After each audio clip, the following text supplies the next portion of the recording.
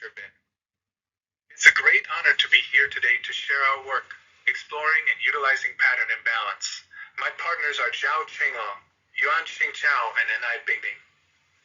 In this work, we identify pattern imbalance from several aspects, and further develop a new training scheme to avert pattern preference, as well as spurious correlation. In contrast to prior methods which are mostly concerned with category or domain granularity, ignoring the potential finer structure that existed in datasets. We give a new definition of seed category as an appropriate optimization unit to distinguish different patterns in the same category or domain. Extensive experiments on domain generalization datasets of diverse scales demonstrate the effectiveness of the proposed method. The presentation will be divided into the following 4 parts: motivation, method, experiments, and conclusion. Over the past decade, the rise of deep neural networks has promoted the rapid development of various artificial intelligence communities. Despite remarkable success, DNNs tend to take shortcuts to learn spurious features, which hinders the generalization of DNN models. Instead of designing specific networks, we are more concerned about solving domain generalization by exploring the character of the dataset. We attribute the domain generalization problem to the mining of hard or minority patterns under imbalanced patterns. To alleviate the influence caused by imbalanced patterns, we pay more attention to these samples of minority patterns and propose a training scheme based on dynamic distribution. To this end, we define a new concept, seed category, that is, the inherent pattern to distinguish, to promote model training by paying full attention to various patterns in the dataset. This dynamic and fine-grained training scheme enables our method to obtain excellent domain generalization performance. The basic paradigm of the domain generalization problem originates from multi-class classification task. For a certain visible domain E and seen domain, the data points say, E and E can be seen as an independent identically distributed sample from the corresponding dataset D. For a given neural network f theta, we can thus define the loss on a domain E. The objective of the domain generalization problem is minimizing the worst-case classification loss. We assume that some patterns that the model is difficult to capture hinder the generalization to out-of-distribution samples. A learnable domain generalization dataset must contain causal correlations between samples and labels, and the model may neglect the causality presented by some key patterns, thus leading to the susceptibility to domain shift. We identify the pattern imbalance of neural networks on datasets from 3 aspects. The figure presents dimension reduction results of representation space and activation path on CVPR10 dataset.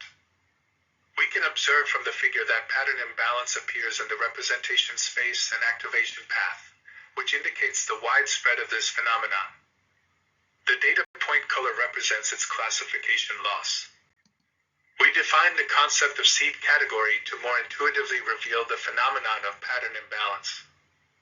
Intuitively, the grouping criterion of seed categories should be based on the distance of samples in certain embedding space.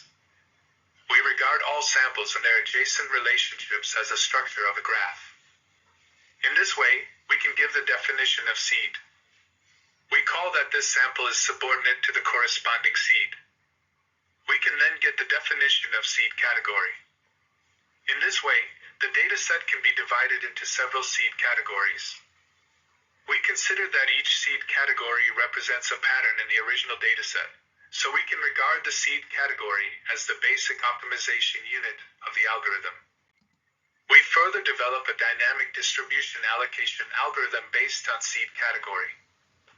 Firstly, considering the training stability and reducing the computational cost, we perform the redistribution, that is, update the seed categories every T0 steps.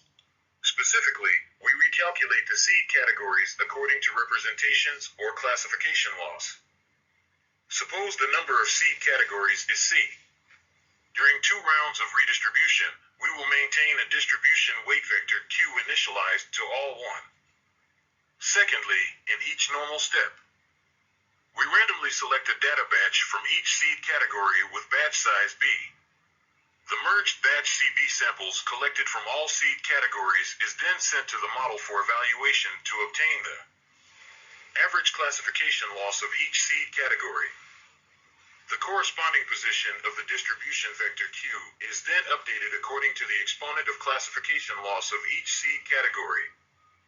The distribution vector Q is normalized and then served as the weight of the loss of each seed category. Finally, we backpropagate the loss and update the model parameters. We employ several widely used benchmark out-of-distribution datasets to evaluate our methods. And we employ 3 model selection methods. The left table shows evaluation of the domain generalization ability on PACS dataset. We present the results of 3 model selection methods for each domain and average accuracy for a comprehensive assessment. For Office Home and VLCS datasets, we only display the results of the Leave One Domain Out cross-validation model selection method.